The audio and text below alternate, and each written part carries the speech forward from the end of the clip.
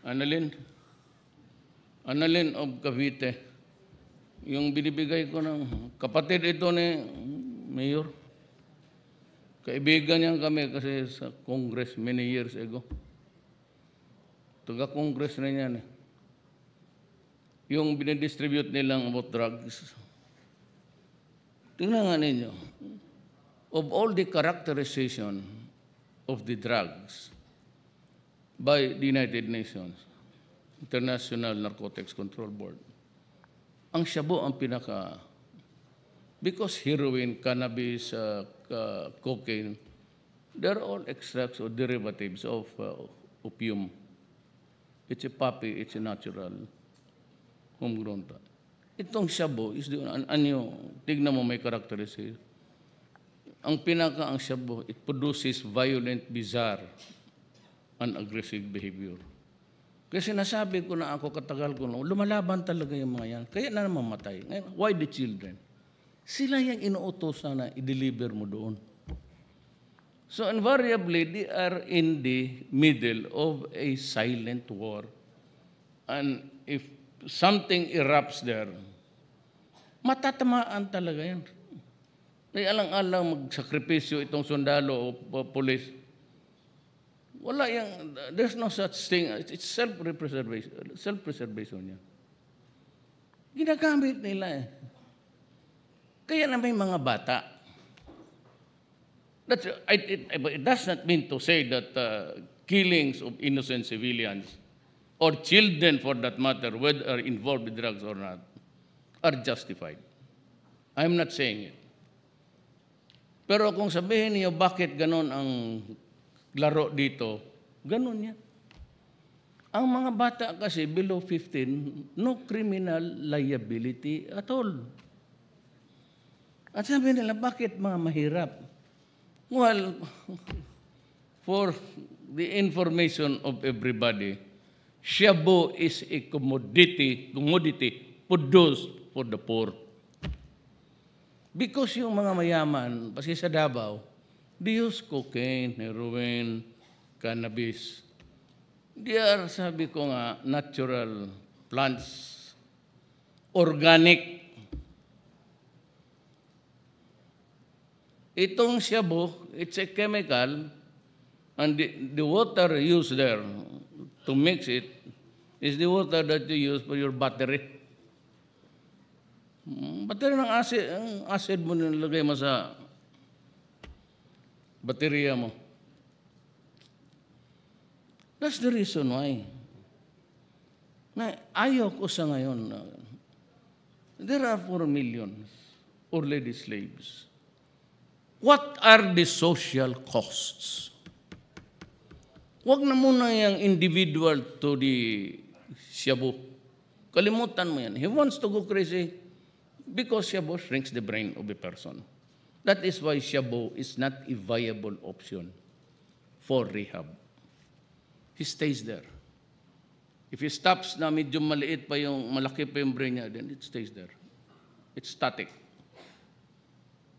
Ganon yan. Na pag he is out. Sometimes he talks sensibly.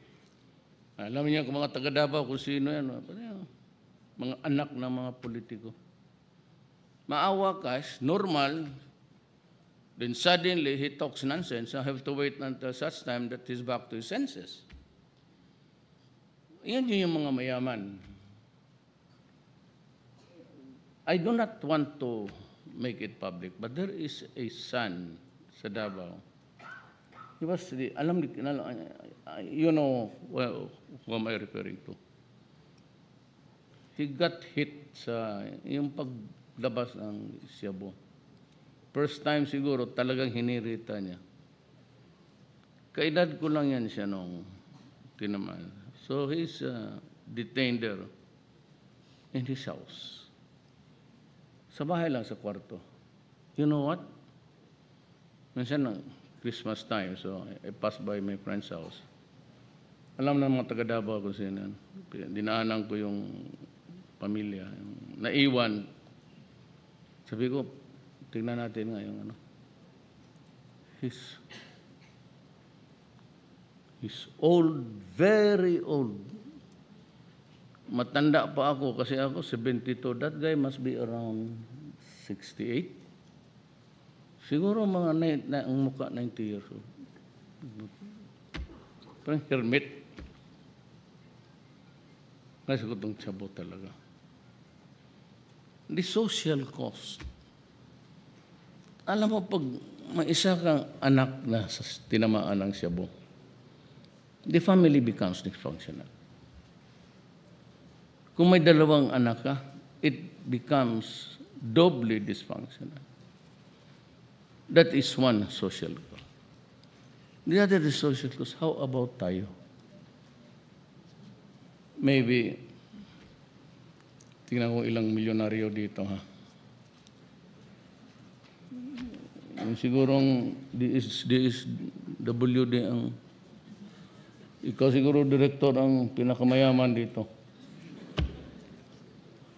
Ako, Malacanang, what does it means to me? Work. Am I, no? Why? I've been 23 years mayor. Every day I go out of the house practically to every engagement. People clap endlessly. They applaud you, they adore you, they praise you. I have enough of that. It does not move me at all. Trabaho, well, because I swore to God and to the Filipino people. And those were the basics. Corruption, drugs, but I'll talk to the enemies of the state. Kaya pinag-usapan natin, now, itong MIMN, we have to hang on to it. They are the mainstream, the moderate. They represent the moderation of the Moro people. Under demands, very simple. Just correct the historical injustice. You know, because bago tayo pumasok, itong putang inang Magellan na to, kung saan-saan umabot. When he came before 1521, a century before, or half of the century preceding, ang Mindanao, Islam na.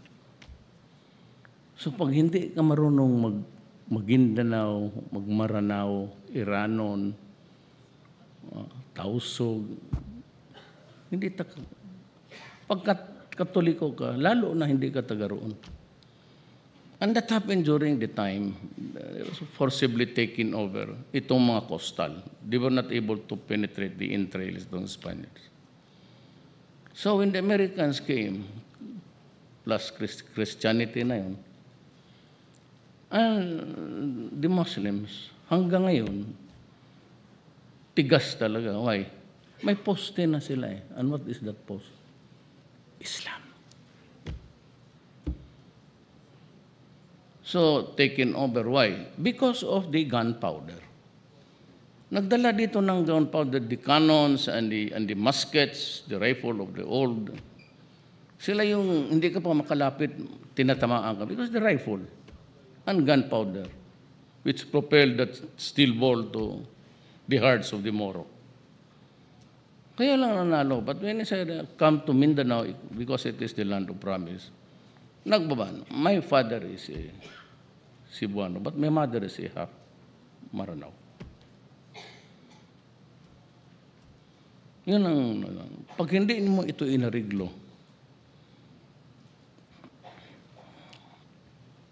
after drugs, yung terrorism. Terrorism in Marawi, sinabi ko na sa inyo noon pa.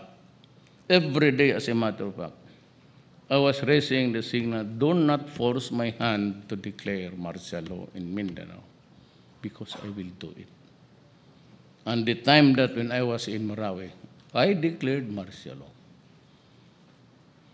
And I swear that I will pursue the ends of the world to seek peace with the Moro people. Pero itong terrorism, it's a bankrupt and corrupt ideology. It knows nothing but to kill and destroy even their